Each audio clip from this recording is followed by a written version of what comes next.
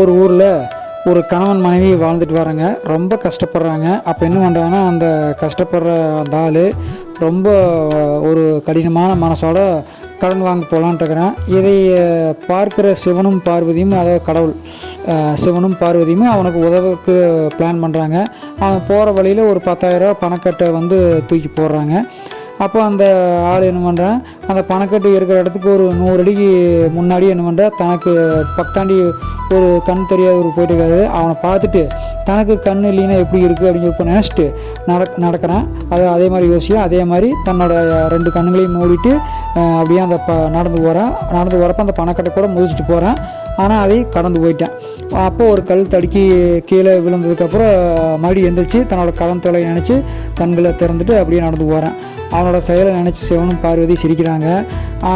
மறுபடியும் என்ன பண்ணுறான், குடும்பம் போல் கண்ணு தெரியாத மாதிரி கண்ணை மூடிட்டு நடக்கிறான்.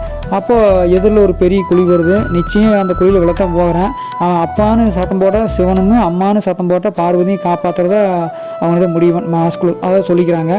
ஆனால் அந்த ஆள் என்ன பண்ணுறான், அந்த குழிக்குள்ளே விழுகிறப்போ ஐயோ அப்படின்ட்டு விழுகிறான்.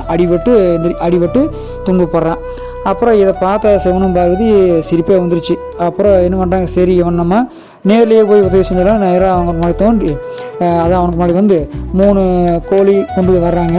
இதை விழுங்கி நீ இந்த 3 கோழி குண்டில் ஒவ்வொன்றையும் முழுங்கிட்டு நீ என்ன வேணும்னு கேட்குறியோ அது உனக்கு கிடைக்கும் அப்படின்னு சொல்லி போட்டு அவனுக்கு வரன்னு கொடுத்துட்டு அந்தப்புறம் போயிடுறாங்க. அவனுக்கு அதான் அந்தப்புறம் போயிட்டு மறைஞ்சின்னு அவனை கவனிக்கிறாங்க. அப்போது அவன் என்ன பண்ணுறான், சந்தோஷம் வீட்டுக்கு போகிறான். போய் தன்னோட மனைவிகிட்ட கூப்பிட்டு ஆலோசனை பண்ணுறான், என்ன பண்ணலாம் அப்படின்னு சொல்லி போட்டு. அப்போ அவன் சம்சாரம் வந்து என்ன சொல்கிறாங்கன்னா, தலைமுடி வந்து ரொம்ப சிறுசாக தான் இருக்குது. அவளை வந்து பக்கத்தாண்டி இருக்கிறவங்க என்ன பண்ணுறாங்க, கிண்டல் செய்கிறது அவருக்கு ஞாபகத்துக்கு வருது.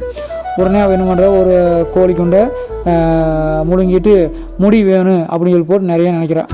அதாவது நினைக்கிறப்போ ஒரு பரிதாபமான சூழ்நிலை வருவார். என்னென்னா, தலை, முகம், உடம்பு, உள்ளங்கை என ஒரே கரடி மயம் ஆயிடுச்சு. அதாவது கரடிக்கு எப்படி முடிக்குமோ அது மாதிரி நிறைய முடி வந்துருச்சு. அவளுக்கு அவ்வளோன்னு அழுகாச்சே வந்துருச்சு. இன்னொரு கோழி கொண்டு எடுத்து முழுங்கி முடி போகணும் அப்படின்னு சொல்லி போட்டு நினைக்கிறான். அப்படின்னா பார்த்தா உடம்புல இருக்கிற முடி மட்டும் இல்லை, தலையில் இருக்கிற முடி, கையில் இருக்கிற முடி, காலில் இருக்கிற எல்லா முடியும் போய் வழுக்கையாக போயிடுச்சு. அப்போ அவளுக்கு அவளை அழுகாச்சே வந்துருச்சு. என்ன பண்ணுறா, சரி வம்பு எதுக்கு, நான் முன்போல் ஆகணும் அப்படின்னு சொல்லி போட்டு அந்த 3வது கோழி கொண்டு இருக்குது அதையும் என்ன பண்ணுறா, முழுங்கிட்டு நினைக்கிறா. அப்போ பழைய வடிக்க அவளோட சிறிய அளவு அந்த தலைமுடி கிடைக்கிது. அப்போது அதே நேரத்தில் அவள் தங்களுக்கு கிடைச்ச வரத்தையுமே நல்லது பெறாங்க.